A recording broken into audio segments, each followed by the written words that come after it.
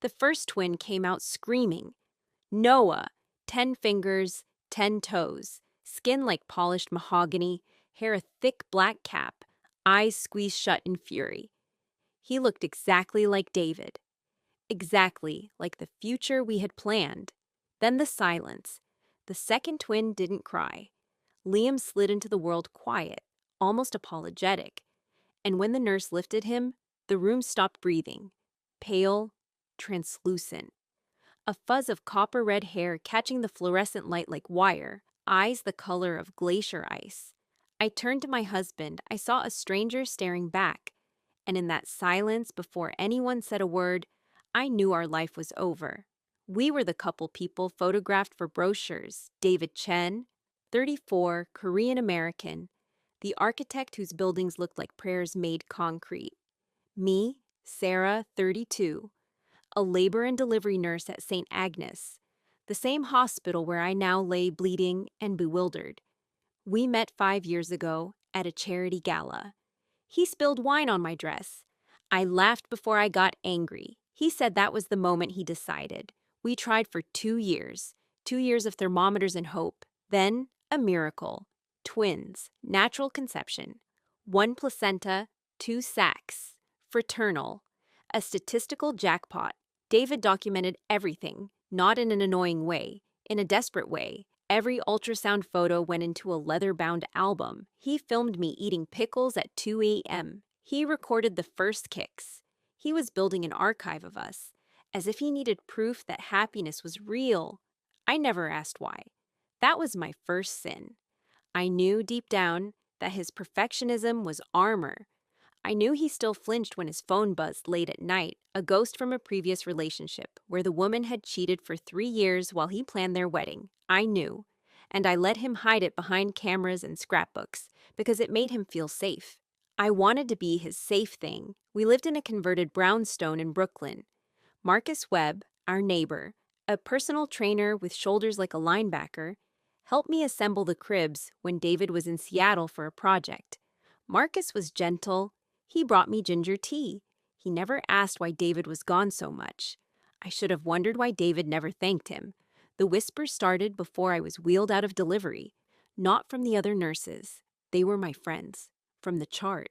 From the way Dr. Elena Voss, our lead obstetrician, held the clipboard too tightly, her knuckles whitening. She delivered over 4,000 babies.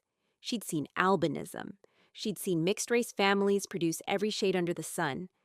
But she'd never seen this. Sarah, she said, her voice too steady, we need to run some standard follow-ups. For the boys, nothing to worry about. She didn't look at Liam when she said it. She looked at David. David didn't look at anyone. He stood by the window, his back to us, his phone in his hand, not filming, just holding it, white-knuckled, like a grenade. That night, alone in the hospital room, while David walked the halls, I found it, not on purpose. I was looking for lip balm in his messenger bag. My fingers hit cold plastic, a lab envelope. Inside, a paternity test dated 4 months prior, 12 weeks gestation. Results: probability of paternity, 99.98%. He tested Noah, only Noah, the fetus with the stronger male profile, visible earlier in the NIPT blood work. He'd never told me. He'd looked me in the eye for 4 months and smiled into his camera and known that at least one of them was his. And he'd still needed to check. I put the envelope back. My hands didn't shake until he returned. We brought them home on a Tuesday. Noah slept in 3-hour cycles, predictable, warm. Liam cried differently, not louder, but wrong. A thin wail that seemed to come from somewhere far away.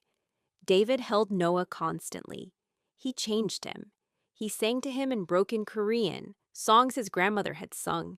He didn't touch Liam, not once, not to feed him, not to burp him. He looked at Liam the way you look at a math problem that insults your intelligence.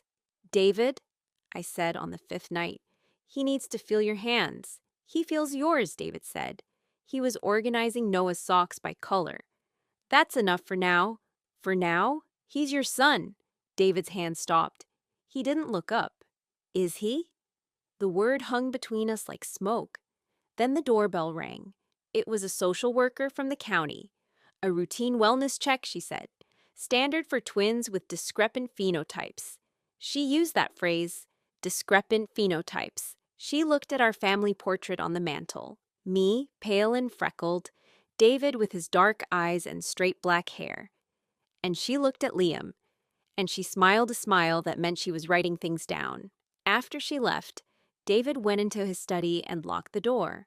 I stood in the hallway, holding Liam, feeling Noah's cries starting up in the nursery, and I realized I was alone in my own home.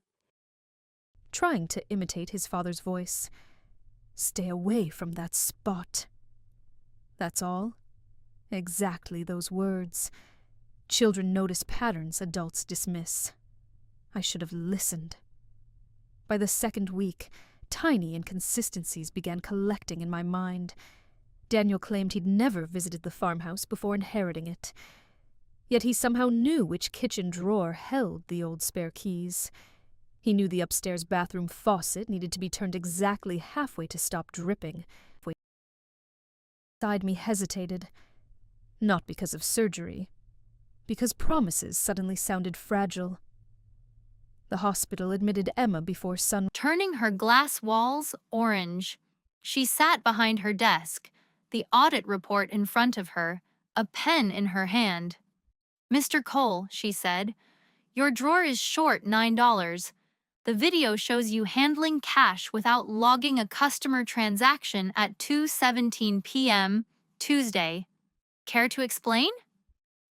I could have explained. I could have told her about Mrs. Gold's heart medication.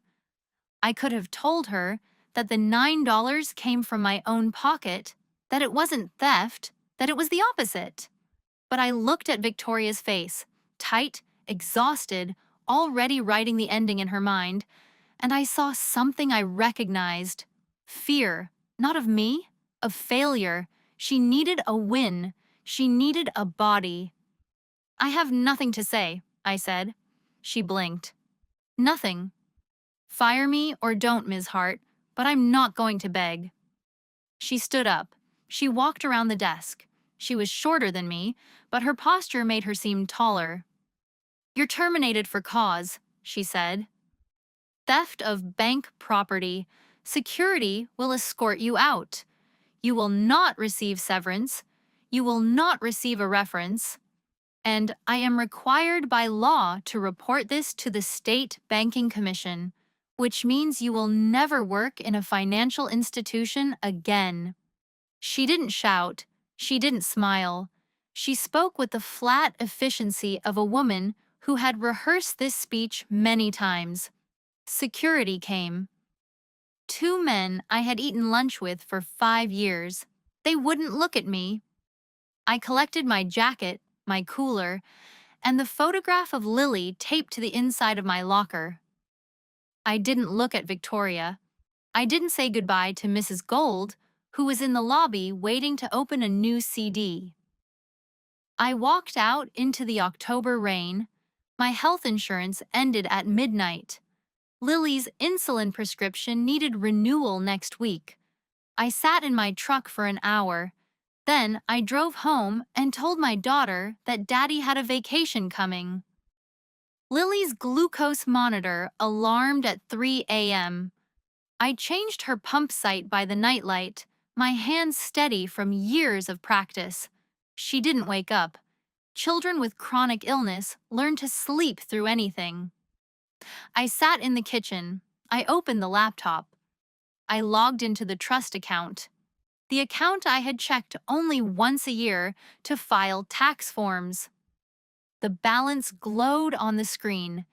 $86,347,291.44. It had grown, even untouched. Sarah's father's money, compounding in the dark. I clicked the tab labeled Disbursement Request. I had never clicked it before. The form was simple: amount, purpose, recipient account. My finger hovered over the keyboard. I thought of Victoria Hart, firing me over $9 while 86 million sat in her vault. I thought of Sarah, who had hated her father's money so much she had given her life to undo his damage. I thought of Lily, who needed insulin, a doctor, a future. I typed $86 million. Purpose, transfer to external fiduciary. Closure of trust relationship with First Metropolitan Bank. I hit submit. The system asked for a follow-up appointment with the branch manager to verify identity for transfers over 1 million.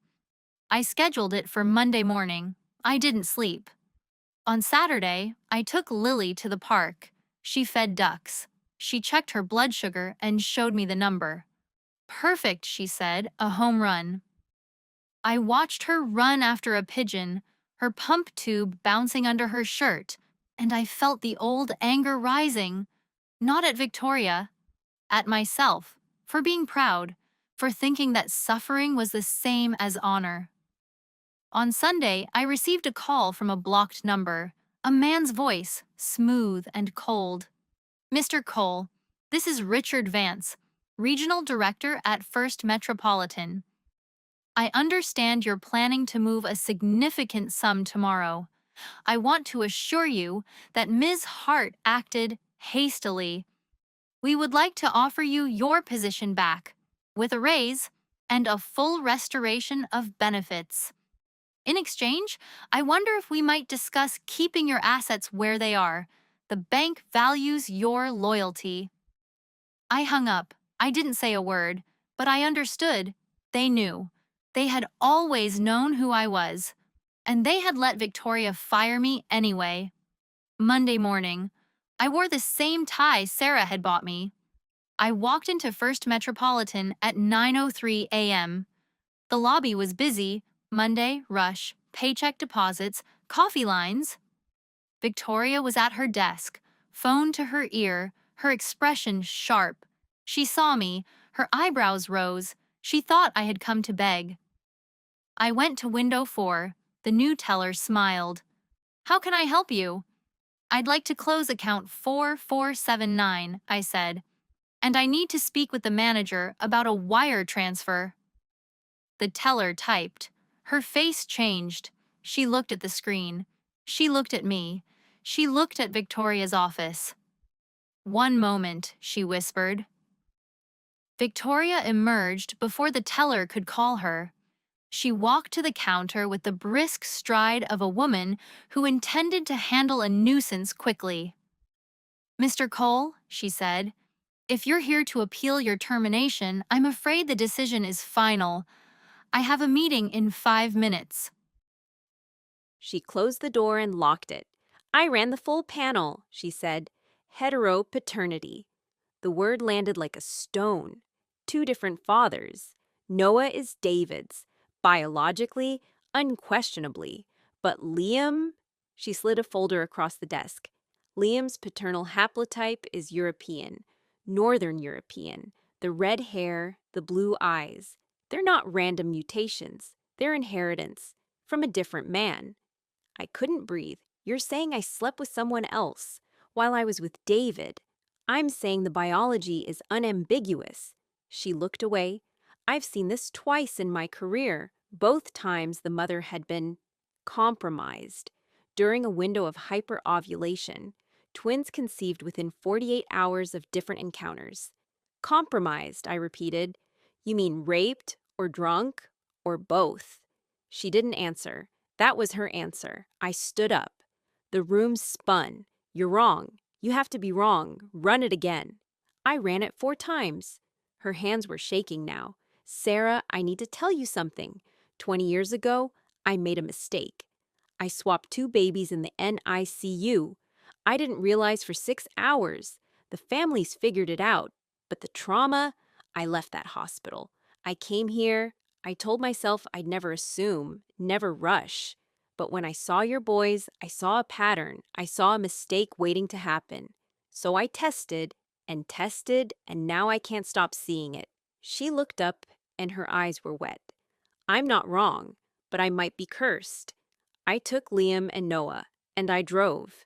I didn't know where. I ended up at the hotel, the Ritz, room 412. I sat in the parking lot, staring at the window, trying to remember a man's face, a touch, a voice, anything. My phone buzzed. A text from an unknown number. You don't know me, but I know what happened that night. Meet me, please. The signature read, Jake, my ex, the man I dated for 3 years in my 20s, the man who'd called me worthless when I gained weight, the man who'd told me no one else would ever love me, the man with red hair. Jake looked the same. Worse, maybe. The red hair thinning. The blue eyes still sharp, still calculating. He sat across from me in a diner, stirring coffee he didn't drink. You came, he said. I came to ask if you raped me. The word made him flinch. Good. I didn't, he said. I saw you at the gala. You were wasted. I got you a cab. You dropped your purse. I took it to the hotel to keep it safe. I used the card to book the room because I didn't want you passed out in the lobby. I stayed until 3 a.m. Then I left. I called your neighbor, Marcus, to pick you up. He didn't answer, so I put you in the room and I left. Then why are you in the photo? Why is your arm around me? Because you grabbed me. Because you thought I was David. You kept saying his name. I tried to get you to let go. A stranger took the photo. I don't know who. I wanted to believe him. I needed to believe him. But biology doesn't lie. Then why did you text me? Why now? Jake looked down at his coffee. Because I saw the news. Not the news. The internet. Someone posted your family photo, the twins. And I need you to know, I had a vasectomy 2 years ago, after my divorce. I'm sterile, Sarah. I can't have kids. I couldn't be Liam's father if I wanted to be. The diner tilted. The fluorescent lights screamed. If not Jake, then who? Jake reached across the table. I pulled my hand back. There was someone else that night, he said quietly. When I left the hotel at 3, there was a man in the lobby. Asian. Expensive coat. He asked what room you were in. I told him. I thought he was your husband. He looked desperate, like he'd been running. I stood up so fast the chair fell. David had been in Seattle. His flight records said so. His hotel receipts from Seattle said so. But his company card had been at the Ritz, and Jake had just described him perfectly. I broke into David's study that night. Not broke. I knew where he hid the key, behind the photo of us at the Met, the one where I'm laughing and he's looking at me like I'm art. I found everything. The Seattle hotel receipt, dated the same night as the gala, but a different credit card. His personal card, the company card, the one used at the Ritz, had been reported stolen 4 days after the gala. David had told the bank it was lost in transit. He'd never filed a police report, flight records. He changed his return flight. He'd landed at JFK at 11:47 p.m., 3 hours before the hotel charge. He'd been there. He'd been in the hotel. He'd found me drunk, alone, with a red-haired man's jacket on the chair. He'd seen the photo on my phone, the blurry selfie. He'd assumed. And then, what? I kept searching. Deeper in the drawer, beneath architectural blueprints, I found a letter, handwritten, in Korean. I couldn't read it, but I knew the handwriting. Margaret Chen, David's mother. I called her at midnight. She answered on the first ring, as if she'd been waiting. Sarah, did you know David was in New York the night of the gala? A silence. He looked directly at Ethan. What have you been doing all day? Nothing. Daniel held his gaze a second longer than necessary, then nodded. That evening dinner felt painfully normal, almost forced. Daniel talked about repainting the barn. Ethan barely spoke. Every time I looked at my husband, I saw that photograph hidden beneath the toolbox. Every bite tasted like cardboard. Then, come tomorrow, come alone, no babies, please. Margaret Chen lived in a white-clappered house in Fort Lee. She made tea. She didn't offer cookies. She sat across from me, 70 years old, spine straight as a ruler. and she told me a story I'd never wanted to hear. David's father was not my husband, she said. My husband was a good man, a Korean man. He died thinking David was his, but I had an affair in 1989 with an American, a soldier, red hair, blue eyes, freckles like paint. She looked at her hands. I never told David. I never told anyone. The shame would have killed my husband, so I buried it. David looked Korean enough. The genes hid, but they were there, waiting. I felt the room spin. You're saying David is half white. I'm saying David carries genes he doesn't know about. Recessive genes, for red hair, for pale skin, for blue eyes. They can hide for generations. They can sleep. But Liam looks like my father, she said softly. My real father, the man I never met, the American who left. She reached into her purse. She pulled out a photograph. A young man in an army uniform, red hair, blue eyes, the same face, staring back at me from 70 years ago. The same face as my son. I made Margaret come with me. We went to a new lab, independent, no St. Agnes, no Dr. Voss and her ghosts. We tested David against Liam. Full genome, not just the Y chromosome snapshot that had confused the first analysis. We waited 3 days. On the second day David came home, he looked destroyed. He hadn't shaved, he hadn't slept. He stood in the doorway of our bedroom, where I was feeding Noah, Liam asleep in the crook of my other arm, and he looked at us like we were a country he'd been exiled from. I was there, he said. That night, I came back early. I wanted to surprise you. I went to the gala. I saw you leave with him, the red-haired man. I saw the photo on your phone. I saw the hotel charge on my card. I thought, he stopped. His voice broke. I thought you'd chosen him. I thought you'd finally seen what I've always feared, that I'm not enough, that I'm too quiet, too obsessive, too other. I looked at him, really looked. You thought I cheated, so you decided Liam wasn't yours before he was even born. Yes. You tested Noah, but not both. Yes. You let me think I was crazy. You let me think I'd been assaulted, or that I'd betrayed you, or that I was losing my mind. You hired a detective. You accused Marcus. I know, he said. I know what I did, and I know I can't undo it. He knelt by the bed, not for forgiveness, just to be closer to the boys. He reached out, hesitated, and then his hand settled on Liam's head. The red hair, the alien child he'd rejected. I'm sorry, he whispered. I'm so sorry, little one. Liam opened his eyes, blue, clear. He looked at David, and he smiled. The lab called the next morning. David Chen was Liam's father. Biologically, unequivocally, genetically. The red hair, the pale skin, the blue eyes. A 1 in a million recombination of recessive traits from Margaret's hidden American lover. Passed silently through David's Korean exterior. Meeting my own recessive Irish genes from the biological father I'd never known. 2 hidden histories, 2 buried bloodlines, colliding in a single womb. Heteropaternity was a ghost, a phantom born from Voss's trauma, from David's fear, from our collective inability to see what was hidden beneath the skin. Noah was David's son, Liam was David's son, both were mine, both were ours. But the family we'd been, the brochure couple, the perfect equation, was gone. We didn't fix it overnight. David moved into the guest room for 2 months. He went to therapy. I went to therapy. We learned that trust, once broken, doesn't heal clean. It heals like bone, thicker at the fracture, but never exactly the same. I quit St. Agnes. I couldn't look at Dr. Voss without wanting to scream, and I couldn't look at her without understanding. She'd projected her old sin onto us. She'd seen a pattern that wasn't there because she needed to punish herself. I forgave her in words. I'm still forgiving her in practice. Marcus and Daniel moved to Philadelphia. He came out to his family. They didn't speak to him for a year. Then his mother called, small steps. He sends me photos of their dog. He never asks about David.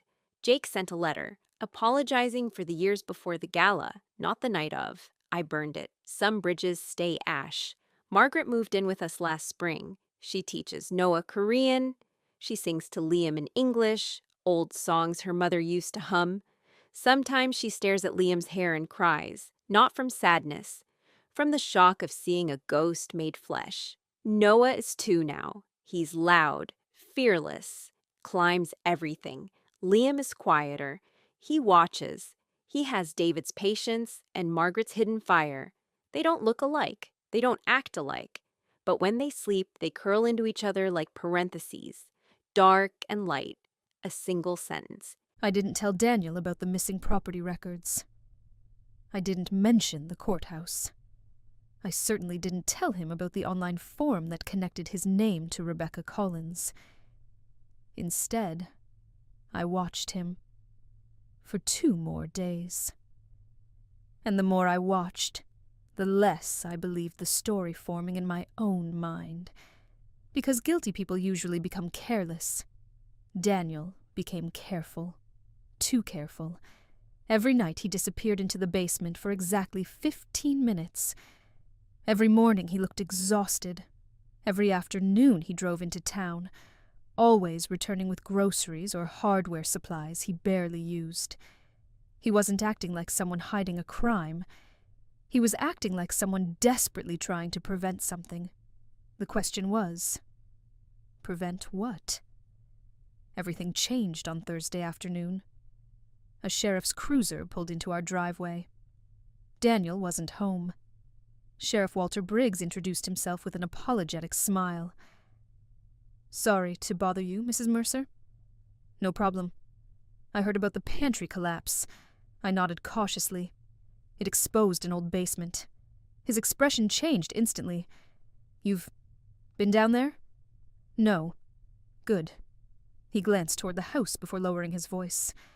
"If I were you," he hesitated, "I'd leave that room alone." "Why?" "I can't answer that." "Because of Rebecca Collins." The sheriff froze. For several long seconds neither of us spoke. Finally he sighed. "So, you've started asking questions?" "Someone should have years ago." His face filled with regret. "Sometimes the truth hurts innocent people more than guilty ones." Then he climbed back into his cruiser and drove away. He never answered a single question. But his warning wasn't directed at Daniel. It was directed at me. That night, I decided I was done waiting. When Daniel disappeared downstairs after midnight, I followed him. This time I climbed into the hidden basement. The stone steps were colder than I expected. At the bottom, I finally saw the steel door up close. The chains were gone. Daniel had unlocked them. The heavy door stood slightly open. Warm light spilled through the narrow gap. I stepped closer. Then I heard voices. One belonged to Daniel. The other